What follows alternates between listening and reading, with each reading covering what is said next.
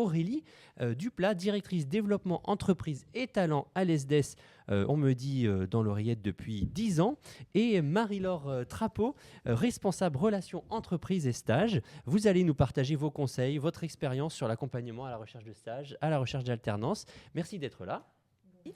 Alors Aurélie, je vais commencer avec vous par une première question. C'est souvent celle que les parents se posent, je pense, et peut-être qu'on vous pose aussi. Est-ce que l'école a des partenariats avec des entreprises ou des professionnels, par exemple pour l'alternance ? Oui, la réponse est oui. Il faut savoir que pour les conditions d'admission, avoir son entreprise quand on intègre un programme en alternance n'est pas une condition à l'ESDES. C'est-à-dire qu'une fois le candidat admis au sein d'un programme en alternance, on va œuvrer, on va vraiment mettre en place un accompagnement dans sa recherche d'entreprise dès son inscription. Donc, il y a tout un programme qui est mis en place avec des partenaires entreprises, évidemment, qui nous font confiance depuis plusieurs années.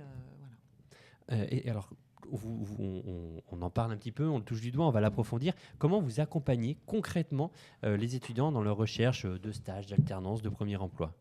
Alors, il y a plusieurs actions qui sont menées, qui sont mises en place tout au long de ce parcours de recherche d'entreprise.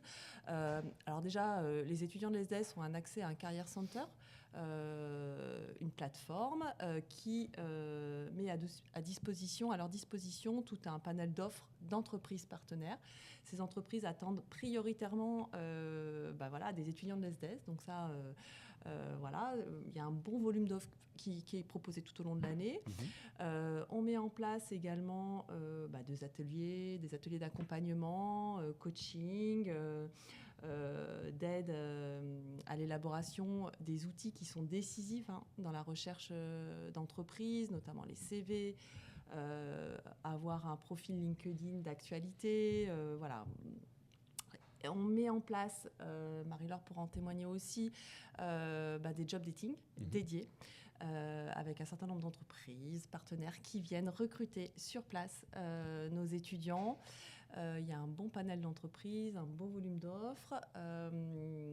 Et puis après, bien sûr, des entretiens individuels à la demande, évidemment, en fonction du projet professionnel de l'étudiant. On reste très à l'écoute. Il y a vraiment des services dédiés pour ça au sein de l'école. Donc on a les partenariats, on a les forums, on a les rendez-vous individuels, on a la plateforme. Complètement.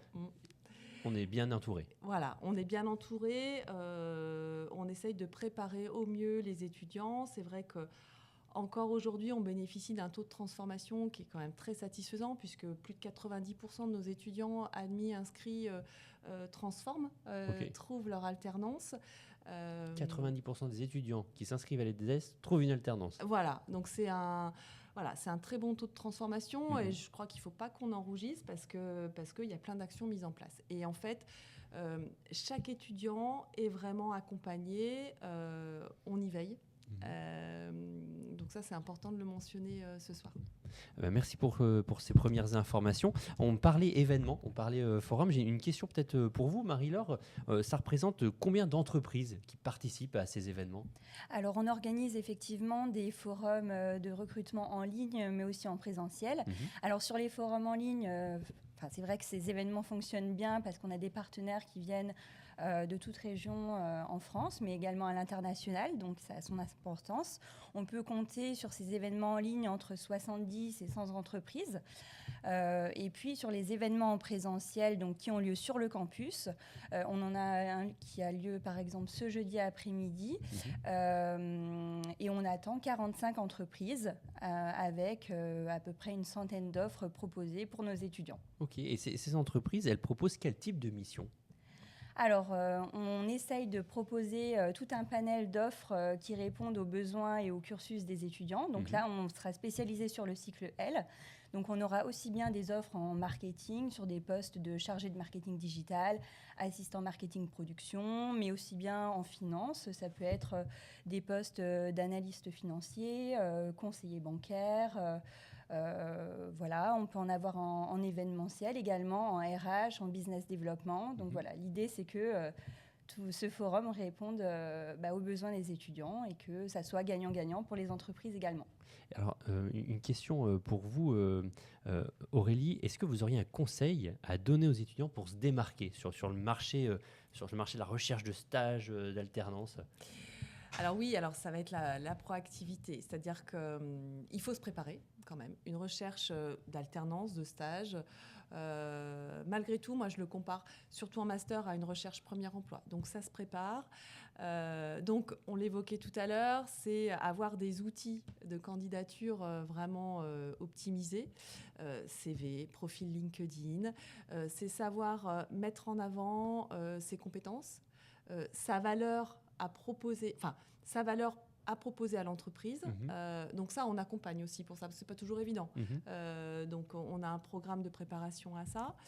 C'est aussi, on parlait des événements type job dating, c'est être au taquet sur ces événements-là, c'est venir, c'est créer son propre réseau, rentrer en contact avec les recruteurs qui sont présents, créer du lien.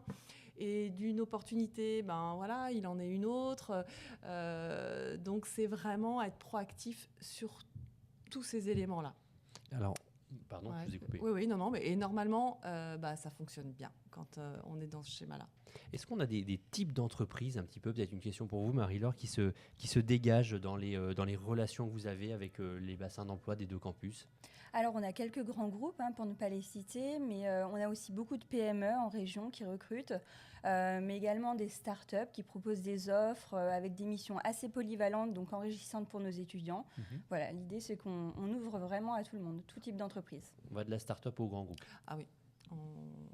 Je crois qu'en fonction de son projet, l'étudiant vraiment a un panel d'offres qui s'offre à lui et à lui de choisir, effectivement, en fonction de son projet professionnel.